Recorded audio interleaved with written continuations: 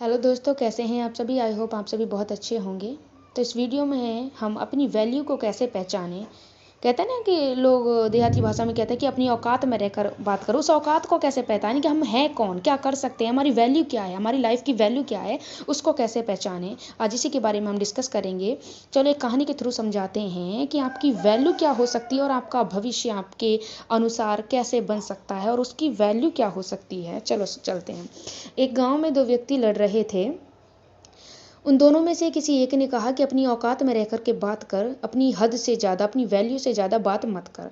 एक बच्चे ने ये बात सुन ली और जो वैल्यू शब्द था, जो औकात वाला शब्द था, उसके दिमाग में घर कर गया। वो अपने घर पर गया और जब उसके पिता काम से लौटे तो उसने अपने पिताजी से पूछा कि पापा, ये वैल्यू क्या होती है, यानी कि मुझे अपनी ज़िंदगी की वैल्यू जानना है, उसके बारे में जानना है कि औकात होती क्या है। पिताजी ने सोचा कि इससे पहले तो इसने कभी भी ऐसी कोई क्वेश्चन नहीं किया, ऐसा कोई क्वेश्चन नहीं किया, ज़रूर इसने कहीं से सुना होगा। पिताजी ने कहा ठीक है, इसको सही आंसर बताया जाए, ऐसा पिताजी ने सोचा। पिताजी अंदर गए। पिताजी अंदर से एक पत्थर लेकर के आए, जो कि अट्रैक्टिव पत्थर ना होता, जो अच्छा लगे देखने में, ऐसा पत्थर, वो छोटा सा पत्थर हाथ में अपने में लेकर के आए। अपने बेटे से बोले कि बेटा आगे हाथ करो। बेटे ने आगे हाथ कर दिया और पिताजी ने उसके हाथ में उस पत्थर को रख दिया।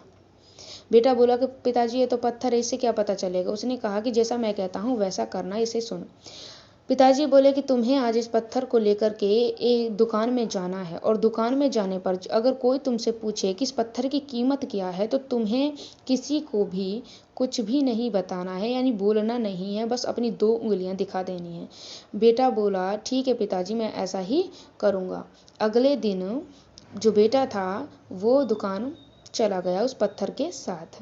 थोड़ी टाइम तक वहाँ दुकान पर खड़ा रहा। एक बूढ़ी औरत आई। उसने कहा कि बेटा ये पत्थर कितने का है। बच्चा कुछ भी नहीं बोला, उसने अपनी दोनों उंगलियां दिखा दी। बूढ़ी औरत बोली कि 200 रुपये का। ठीक है, मैं तुम्हें 200 रुपये दे दूंगी, ये पत्थर मुझे दे दो। बच्चा शॉक्ड हुआ, वहाँ से भाग आया और पिताजी से आकर बोला कि पिताजी आज मैं जब दुकान पर गया था, आपके कहे अनुसार मैंने एक बूढ़ी अम्मा ने इसकी जब कीमत पूछी तो मैंने बताई नहीं, सिर्फ दो उंगलियां खड़ी कर दी और उन्होंने कहा कि मैं तुम्हें इसके 200 रुपये दे दूंगी। मुझे समझ नहीं आया कि छोटे से पत्थर के कोई 200 रुपये कैसे दे सकता है, यानी पत्थर है भाई, कहीं से भी उठा लें इसको तो, लेकिन दुकान में जाने पर इसके 200 रुपये कीमत लगाई गई। पिताजी बोले कि ठीक है, तुम दुकान तो हो आए, अगले दिन तुम्हें क्या करना है, इस पत्थर के साथ अब एक म्यूजियम में जाना है। उसने कहा ठीक है पिताजी, मैं चला जाऊंगा म्यूजियम में। अगले दिन बच्चा ऐसे ही करता है, म्यूजियम में इस पत्थर को लेकर के चला जाता है। थोड़े टाइम इंतज़ार करता है। एक व्यक्ति वहाँ पर आता है और कहता है कि बच्चे ये पत्थर कितने का दिया। बच्चा बोलता नहीं है, वो अपनी दोनों उंगलियां खड़ी कर देता, यानी अपनी दोनों उंगलियों को उस व्यक्ति को दिखा देता है। व्यक्ति बोला 2000 रुपये। ठीक है, मैं तुम्हें 2000 रुपये दे दूंगा, पर ये पत्थर मुझे दे दो। बच्चा जो था वो वापस से शॉक्ड हुआ और भाग कर के वहाँ से आ गया। उसने अपने पिता से कहा कि पिताजी जब मैं दुकान में गया तो इसकी कीमत 200 रुपये और जब मैं म्यूजियम में गया तो इसकी कीमत 2000 रुपये हो गई। मुझे समझ नहीं आया कि पत्थर एक ही है, लेकिन अलग अलग स्थानों पर जाने पर इसकी कीमत अलग अलग क्यों बताई जा रही है। पिताजी बोले कि बेटा थोड़ा सब्र रख, बस लास्ट काम कर दे, अब इसको लेकर के तू कीमती पत्थर वाली दुकान में चला जा। बेटा बोला कि बापू मारे से ना हो गई हो, मारे से ना होगा, पता ना तुम कहा करवाने भी तुले हुए हो हैं, मैंने गलती कर दी दिखे आपसे पूछ के कि मेरी ज़िंदगी की वैल्यू क्या है। पिताजी बोले कि बेटा ज़्यादा पैनिक ना कर, जैसा मैं कह रहा हूँ बस लास्ट टास्क है, इसको कंप्लीट कर ले, उसके बाद मैं तुझे बताऊँगा।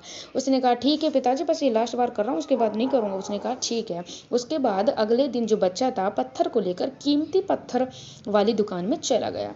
कुछ टाइम तक वहाँ पर खड़ा रहा। एक वयोवृद्ध व्यक्ति काउंटर पर खड़े थे। काउंटर से उन्होंने देखा कि एक बच्चा जो था छोटा सा, उसके हाथ में जो स्टोन था उसको उसने देखा और वहाँ से भागा। उसने कहा ओह माय गॉड, ये पत्थर कितना खूबसूरत है, इस पत्थर के लिए मैंने अपनी पूरी ज़िंदगी लगा दी, यानी कि इसको खोजने में मैं पूरी ज़िंदगी लगा रहा, लेकिन मुझे नहीं मिला। फाइनली ये तुम्हारे द्वारा मुझे प्राप्त होगा। बताओ बच्चे इसकी कीमत क्या है। उसने कुछ नहीं बोला, दो उंगलियां दिखा दी। उसके बाद वयोवृद्ध व्यक्ति बोला 2 लाख रुपए। ठीक है, मैं तुझे इसके 2 लाख रुपए दे दूंगा, पर इस पत्थर को मुझे दे दे। जो बच्चा था वो बहुत ज़्यादा शॉक्ड हुआ और वहाँ से भाग आया। उसने कहा कि पिताजी अब तो हद ही हो गई, दुकान में गया 200 रुपये, म्यूजियम में गया इसके 2000 रुपये, और यहाँ कीमती पत्थरों की दुकान में जब गए इसके तो डायरेक्ट 2 लाख रुपए लग गए। अब मुझे समझ नहीं आ रहा है कि पत्थर एक है लेकिन कीमत अलग अलग क्यों है। पिताजी बोले कि बेटा, कि पत्थर तो एक है लेकिन स्थान अलग अलग था। स्थान अलग अलग था तो उसकी वैल्यू भी अलग अलग थी। वैसे ही इंसान एक है ना, लेकिन जैसे जैसे जिस स्टेज पर हो वो है, जिस स्थान पर वो है, उसी के हिसाब से उसकी वैल्यू क्रिएट होती है। जब ये तुम इस पत्थर को लेकर दुकान में गए तो दुकान के हिसाब से इसकी कीमत लगी। जब तुम म्यूजियम में लेकर गए तो म्यूजियम के हिसाब से इसकी कीमत लगी। और कीमती पत्थरों की दुकान में लेकर गए तो कीमती पत्थरों की तरह इसकी कीमत लगी। वैसे ही इंसान है। इंसान को डिसाइड खुद करना पड़ता है कि उसकी वैल्यू क्या होगी। वो अपने आप को कहाँ देखना चाहता है, नीचे, ऊपर या सबसे ऊपर। जैसी आप वैल्यू क्रिएट करना चाहते हैं, जैसा अपना भविष्य लिखना चाहते हैं, उसी स्टेज पर, उसी स्थान पर अपने आप को रखना होगा, सोचना होगा। और इसी स्थान पर रखते हुए अपने कर्म करने होंगे, क्योंकि बिना कर्मों के हमें कोई फल नहीं मिलता।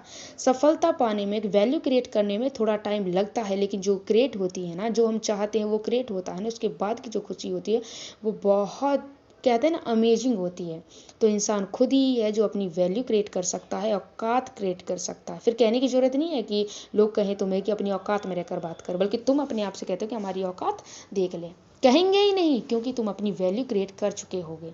हमारी लाइफ में दो ऐसे पक्ष होते हैं, यानी कि एक ऐसे लोग जो हमें बहुत ज़्यादा प्यार करते हैं, बहुत ज़्यादा हमारा, क्या कहते हैं, केयर करते हैं, जो हमें हाईएस्ट लेवल पर देखना चाहते हैं, ऊंचाई पर देखना चाहते हैं। कुछ ऐसे होते हैं जो मतलबी होते हैं, वो सिर्फ टाइम पास करना जानते हैं।